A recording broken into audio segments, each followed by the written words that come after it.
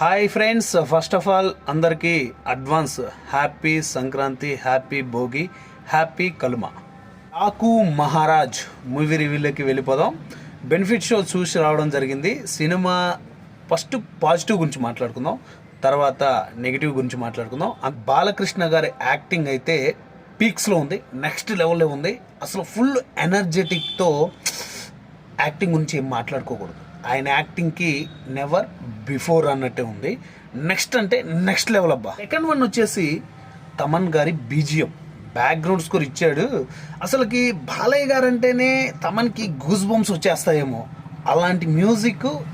బాలయ్య గారి సినిమాకి background score థియేటర్లోనే చూడాలి అని హైప్ ఇచ్చేసి అలా ల్యాండ్ చేసి వదిలిపెట్టేశాడు. ఇక ఇమాజినేషన్ చేసుకోండి, థియేటర్లో ఓచకోతే బ్యాక్గ్రౌండ్ స్కోర్ బాలయ్య ఎనర్జీతో. కోహ్లీ గారు డైరెక్షన్ మీద కొంచెం డౌట్ ఉండే, ఆయన ఈ యాక్షన్ సస్పెన్స్ థ్రిల్లర్ని హ్యాండిల్ చేయగలరా, ఈ రేంజ్ డైరెక్షన్ అవుట్పుట్ ఇవ్వగలరా అని. కానీ ఆ డౌట్ ఈ డాకు మహారాజ్తో తీరిపోయిందబ్బా. బాబీ డియోల్ గారి గురించి మాట్లాడుకోవాలండి. స్క్రీన్ ప్రెజెన్స్ చాలా ఎక్కువగా ఉంది. ఆయనకి ఇచ్చిన దాంట్లో మాత్రం మన తెలుగులో వచ్చిన సినిమాలలో దీనికి పర్ఫెక్ట్ న్యాయం చేశాడు. నెక్స్ట్ అంటే నెక్స్ట్ లెవెల్ ఇచ్చి పడేశాడు. హీరోయిన్ గారి గురించి మాట్లాడుకుంటే పర్లేదు, ఓకే. ఇంకా ఈ స్టోరీ అంతా కూడా ఒక బింబిసార స్టోరీ లాగా ఒక పాప చుట్టూ తిరుగుతుంది. ఆ పాపకు వచ్చే ప్రాబ్లమ్ని డాకు మహారాజ్ ఎలా హ్యాండిల్ చేశారని పాప చుట్టే స్టోరీ తిరుగుతుంది. అందులో మనం చూసుకుంటే పాప క్యారెక్టరు ఎలాగైతే బింబిసారాలో ఆ పాప ఆ యాక్టింగ్ ఇచ్చేసిందో, ద సేమ్ టైం ఈ డాకు మహారాజులో కూడా పాప అయితే నెక్స్ట్ లెవెల్ పర్ఫార్మెన్స్ ఇచ్చేసింది. సినిమాటోగ్రఫీ గురించి మాట్లాడుకుంటే యూనిక్ ఉందబ్బా. ఎంత బాగుందంటే యాక్షన్ సీక్వెన్స్కి మన బాబీ కోహ్లీ గారు చేసిన డైరెక్షన్కి ఆ సినిమాటోగ్రఫీకి హ్యాట్సాప్ అంతే.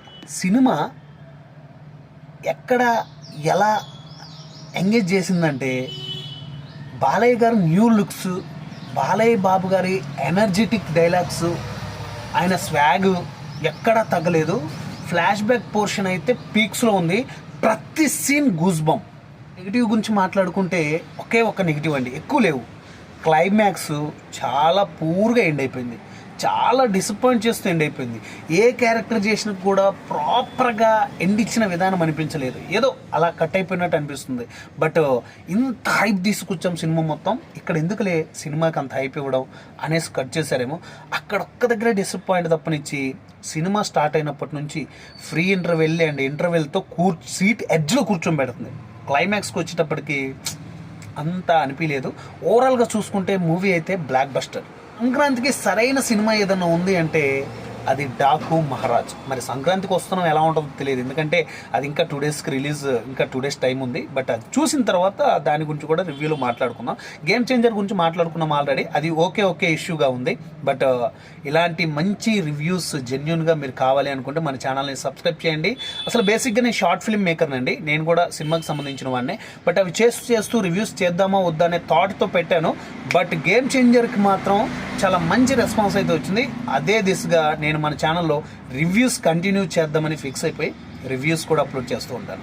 బట్ ఇదనమాట డాకు మహారాజ్ రివ్యూ. ఎలా అనిపించిందో కింద కామెంట్లో తెలియచేయండి. ఇంతవరకు మన ఛానల్ని సబ్స్క్రైబ్ చేయకుండా ఉంటే ప్లీజ్ సబ్స్క్రైబ్. ఎలా అనిపించిందో కింద కామెంట్లో తెలియచేయండి. నెక్స్ట్ వీడియోలో మళ్ళీ కలుసుకుందాం. అంతవరకు బాయ్. Thank you.